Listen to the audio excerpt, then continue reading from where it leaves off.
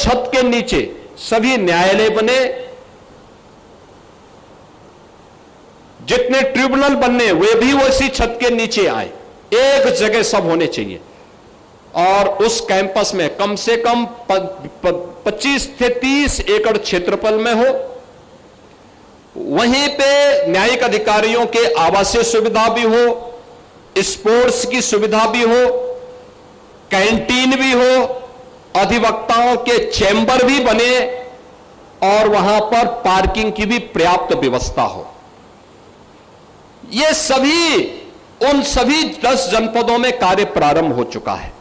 और मुझे प्रसन्नता है जब हमने प्रेजेंटेशन देश के मुख्य न्यायाधीश के सामने प्रस्तुत किया और वे स्वयं चंदौली में इस कार्य का शुभारंभ करने के लिए आए, अभिभूत थे। उन्होंने कहा यह मॉडल बहुत अच्छा है और मैं पूरे देश के अंदर कहूंगा कि उस समय माननीय मुख्य न्यायाधीश महोदय ने कहा, मैं पूरे देश के अंदर कहूंगा कि इस प्रकार का मॉडल लागू किया जाना चाहिए, जहां पे इंटीग्रेटेड कोर्ट कॉम्प्लेक्स बनाया जा सके, एक छत के नीचे सभी कोर्ट भी आ सके और अधिवक्ताओं के बेहतरीन चेंबर भी बन सके, उनके लिए कैंटीन बन सके, उनके लिए अन्य जन सुविधाओं का विकास हो सके।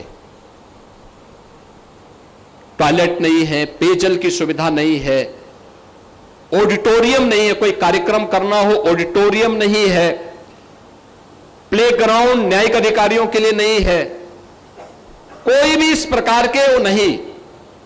परिणाम क्या होता है? कार्य क्षमता पर इसका असर पड़ता है और उस कार्य क्षमता को आगे बढ़ाने के लिए हम लोगों ने इन सभी कार्यों को जनपद न्यायालयों में हम लोगों ने इस कार्य को आगे यानी 10 जनपदों में इंटीग्रेटेड कोर्ट कॉम्प्लेक्स के कार्य को हमने लागू कर दिया है। जनपदीय न्यायालयों में आधुनिक सुविधाएं जैसे air condition, digital deposition writer की व्यवस्था, यह भी कार्य आगे बढ़ा दिया गया है।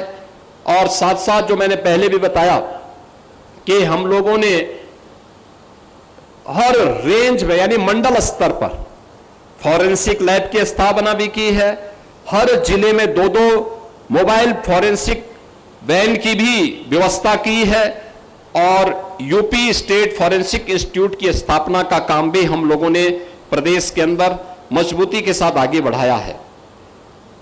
मुझे यह देख करके अच्छा लगा कि एडीआर अल्टरनेटिव डिस्प्यूट रिजोल्यूशन यानी जिसमें लोक अदालत, मीडिएशन, आर्बिट्रेशन के माध्यम से भी त्वरित न्याय सुनिश्चित किया जा रहा है, यह भी हम लोग आज देख रहे हैं।